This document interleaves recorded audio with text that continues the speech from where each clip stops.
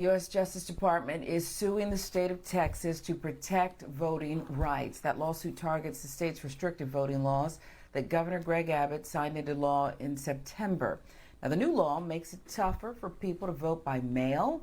It also adds new ID requirements for mail-in voting. Our justice correspondent, Candace Kelley, is back to help us break this all down. Good morning to you, Candace.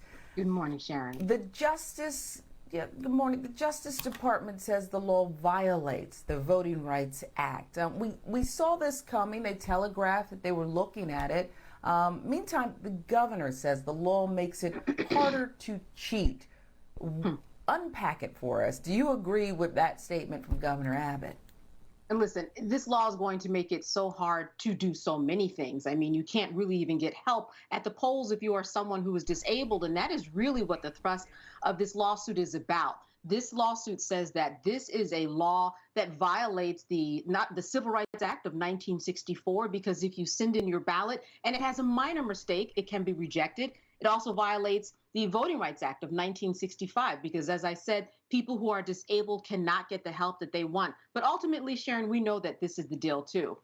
Black people showed up by the droves in some of these last races, and we know that this is what people have in mind, and that is at the end of the day, who is affected by this law. And as you said, we saw it coming. DOJ has already sued Georgia. We knew that Texas would be next, and here they are.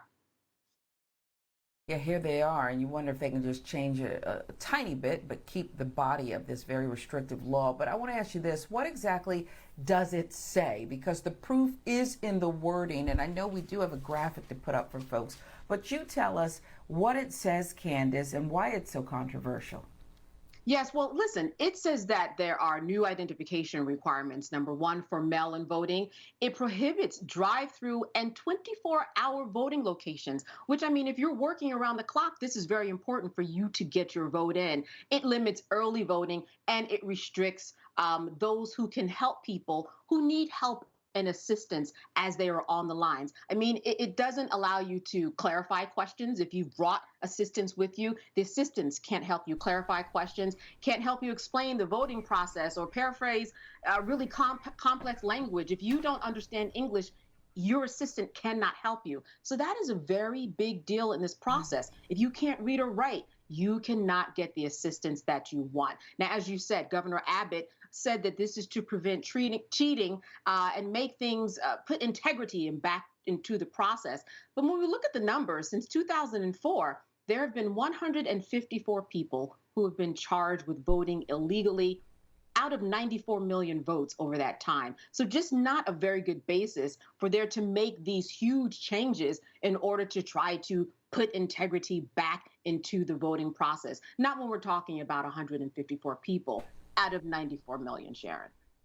I can't even do the math to figure out what percentage that is. It sounds ridiculous, but you want to talk about integrity. I do think there's some people who need an integrity lesson, but it's not just that an assistant can't help someone who is perhaps disabled, needs some assistance. If you send a mail-in ballot to someone who hasn't requested it, that's a felony?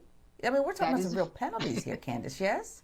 Oh, absolutely. I mean, felonies are punishable by at least 1 year in jail. You don't want that on your record if you're a politician, and this is something that politicians often do. They will send out these ballots. They will send out information to remind people, and this law says that this will be a felony. That if you have these unsolicited mail-in ballot applications, you could possibly be going to jail. You possibly could get a fine. So all around, just the whole process of being able to freely go and vote and check your mail and be reminded.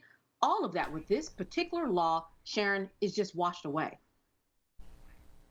He said he wants integrity back in the process, Candace. We'll see. The chances that and I know this is, the chances this thing will succeed, the lawsuit the Justice Department has filed. Listen, it's interesting because the Department of Justice they are at war with Texas, from voting rights to immigration rights to COVID to, as we know, the abortion and what is going on there with those particular laws. They are after Texas. They are after a number of states who have this in place. The Department of Justice says that they will not quit in order, before this gets done. And the truth is that when you look at the law, the Voting Rights Act, as well as the Civil Rights Act, it is a violation. I think there's a good chance that parts of this law perhaps will be overturned. All right, but when you start using words like war, the federal government at war with several states, it does remind me of that little thing that happened, Civil War back in the day. We don't want it to get out of hand, but we kind of want it to get out of hand and get this under control. Thank you, Candace. Appreciate you always, your legal mind. All right. Thank you.